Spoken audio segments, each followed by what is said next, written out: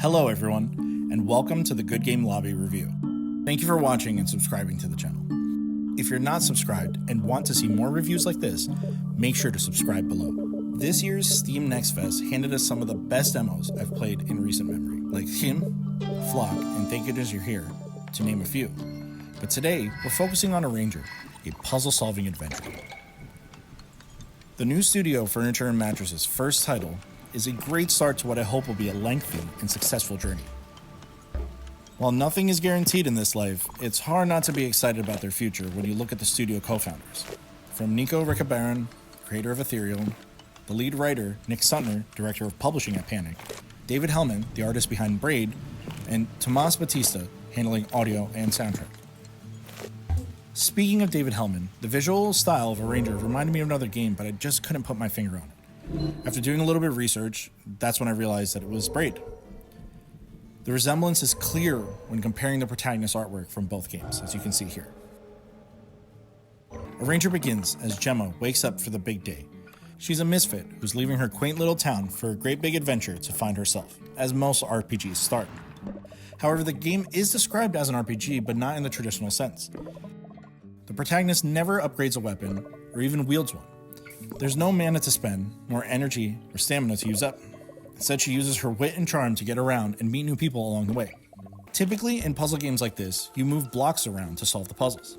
But in Arranger, you move the tiles you stand on as rows or columns up and down, right and left, even moving from one side to the opposite.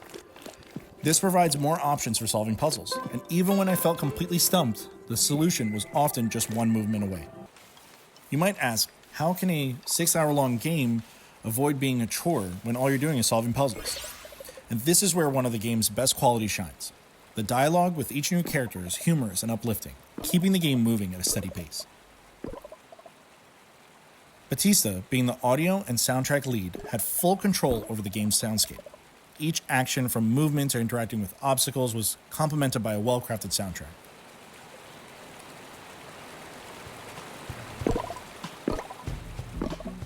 The songs flowed in and out of each area, doing a sort of dance with the game and player. Even the most difficult puzzles kept my nerves calm, thanks to the soothing music. Arranger features a 2D hand-drawn style. The cinematics transition into dramatic painted stills that progress the events, unveiled image by image like a comic book. One of the boss battles culminates into a painted vision of the boss, almost like a poster ready for a wall or a perfect t-shirt. Gemma meets many characters who guide and assist her when she cannot continue. From an inventor whose delivery robot birds have made a community lazy and uninspired, to a nightclub filled with vain attendees looking for the limelight, it's Gemma who truly stands out. My personal favorite was Mr. Helper, who ultimately does nothing of the sort, but provides some of the biggest laughs in the game. From personal experience, I'm not the best at puzzle games. I easily get frustrated and need to walk away, but thanks to the accessibility options, you can skip a puzzle if it's too difficult. Out of the many puzzles in the game, I only use this option twice. The only downside is that I want to replay those puzzles now that I've beaten the main game, but to do so, I'd have to replay the entire game. I hope they update in the future to allow selecting individual puzzles, but for now, I don't mind giving the game a second playthrough.